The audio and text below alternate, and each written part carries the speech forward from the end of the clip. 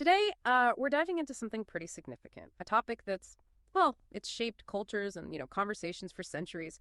We're talking about the prohibition of alcohol in Islam. And what we want to uncover today isn't just what the rule is, but the why. The real reasoning behind it based on the source material we have. We're not just scratching the surface with like standard religious points or health warnings you might hear elsewhere. No, our sources present something deeper, a framework connecting this prohibition to truth, to reason, and a specific idea about human guidance. It's almost like looking at a blueprint for, well, protecting our best selves. So, okay, let's unpack this a bit. Our mission here is to get why alcohol is prohibited, not just as a decree, but as something rational, a necessary safeguard for what the sources call human dignity, and maybe even humanity itself.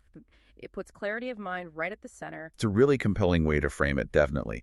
And what's fascinating in these sources is how they tackle that whole debate around alcohol. You always hear the arguments, the perceived social pluses versus the very real harms. But for this deep dive, we're kind of stepping past just weighing pros and cons. We're really focusing in on a specific philosophical line of reasoning from the material you brought.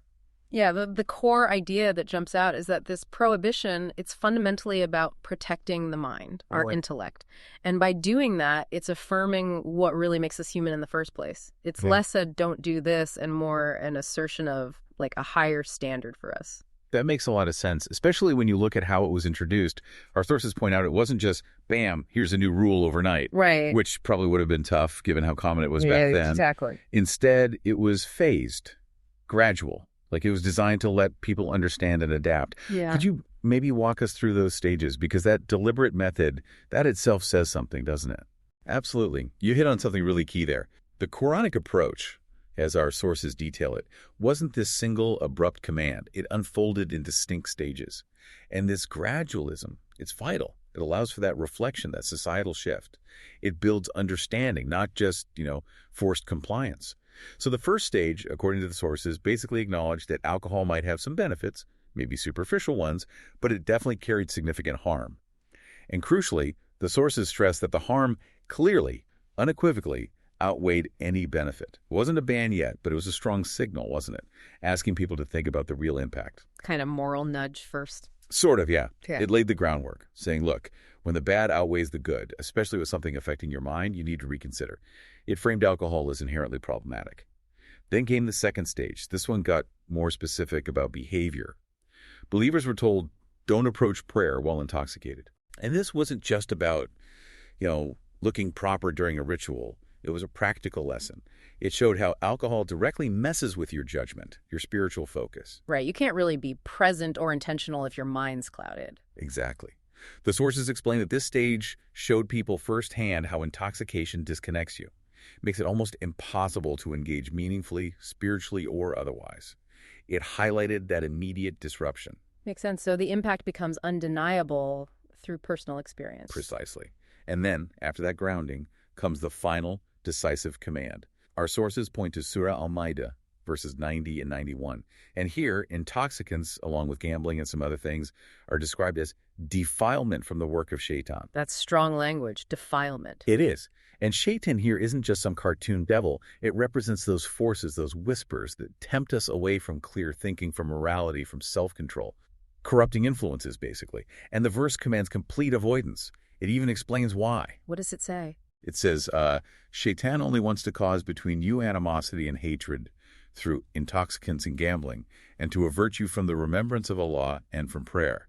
So will you not desist? Wow. Okay, so it connects it directly to social harm, too. Animosity, hatred.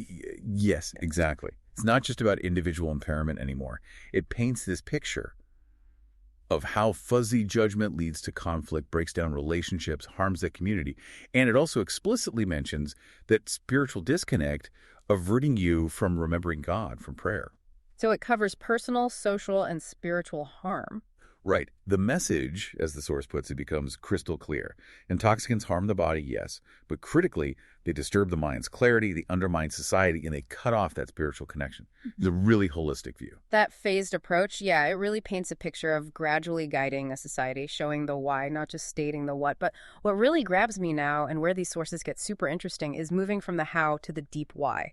The core impact alcohol has on what makes us human, how it messes with our minds, and, like the sources say, our dignity. This isn't just theoretical stuff, is it? We see it all around us. We really do. I mean, think about modern laws. Driving under the influence. Strictly forbidden everywhere. Big penalty. Obvious reasons. Yeah, because everyone accepts alcohol impairs judgment, slows you down, turns a person into a potential danger. Society agrees an intoxicated mind isn't a responsible one. Right. And in court, you sometimes hear intoxication described as like temporary insanity if a crime happens. That's not religious talk. It's legal, psychological recognition that the person wasn't fully themselves. Acknowledging a loss of control, essentially. Exactly. And, you just look at the news. Tragic accidents, awful fights, terrible things done under the influence every single day. It's a constant pattern. It is. So it makes you wonder, why would anyone choose a state where their own brain, the thing that lets us think, connect, plan, function, just doesn't work right? It seems totally counterintuitive, doesn't it? Yeah. To our well-being, our self-preservation, our identity even. Well, if we connect that back, this is exactly where the sources really land. Their point about the wisdom, the rational necessity, the prohibition. They highlight that the thing that truly elevates us, that makes us unique in creation, is our intellect.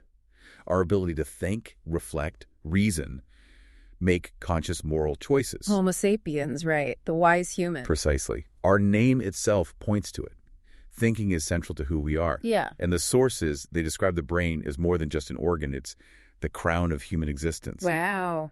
It's this incredible gift, right? This amazing tool that lets us make complex decisions, build civilizations, create art, ponder the universe, and, as the sources stress, connect consciously with the Creator. All those higher functions. All of them. Moral reasoning, planning, empathy, telling truth from falsehood. It all stems from this capacity. Now, bring alcohol into it. The sources say it directly weakens the mind. It's not just about feeling fuzzy. It specifically hits those cognitive functions that make us human. It pushes us away from sound judgment. By impairing the prefrontal cortex, that's our executive control center, our moral compass.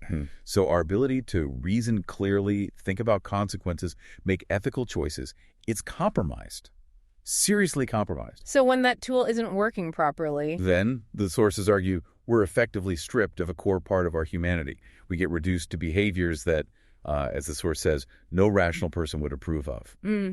Actions leading to regret, harm, loss for us and others. It's not just about bad decisions then, it's deeper. Much deeper. It's about disabling the very tool that makes us human.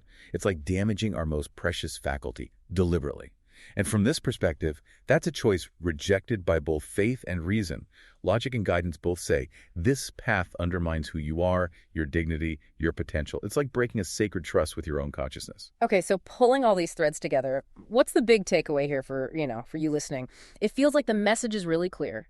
This prohibition, as the sources frame it, it isn't just about following old rules. Yeah, not at all. It's presented as this deeply rational call to protect the mind, preserve dignity, choose a higher path.